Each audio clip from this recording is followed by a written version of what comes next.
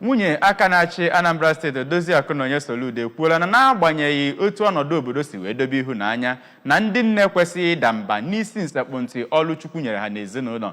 Odoziaku Soludo kwuru nke a mgbe ya na ndị ndu ụmụ nwaanyị nke otu ndọrọndọrọ apụga na ndị otu asatọ dị iche iche nwere nzukọ n'ụlọ obibi gọvanọ dị n'Amawbia n'ụlọ akụkọ maka ya bụ nzukọ n'Uju.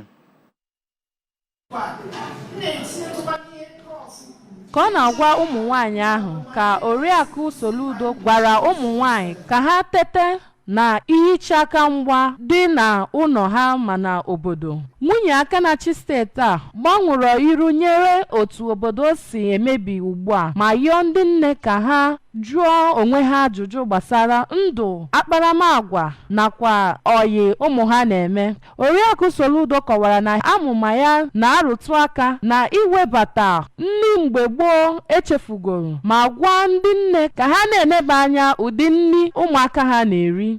Nri anyị na-eri nwere anya sọrọ nri dịka chisikie natural food ifu na ife ọsọ ya na-arịa gị. You may decide that 1 month change your lifestyle. Rapid chemicals need a geography. We need the natural food, the chisiki, alcohol, fuma, all you need now, you can change.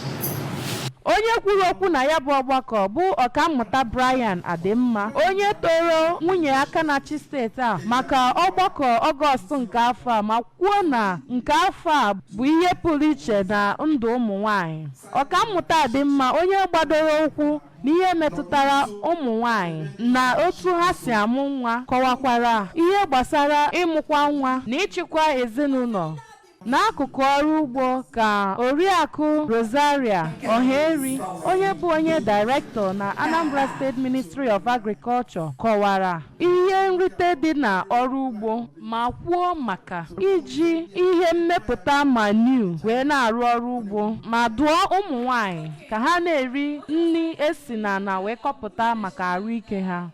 Ndị bịara mmemme ahụ gụnyere nwunye osote aka na-achị steeti a bụ Lady Oluchi Ibezim, onye kọmishọna nke na-ahụ maka ụmụ nwaanyị na mmekọrịta obodo bụ Oriakụ Ifi Obinabọ, nakwa onye apụga Women Leader na Anambra Steeti bụ Oriakụ Esther Onyekesi, nwunye onye National Chairman nke apụga bụ Oriakụ Amara Ezeokenwa, nakwa imerime ndị ọzọ bụ ndị bịara mmemme ahụ.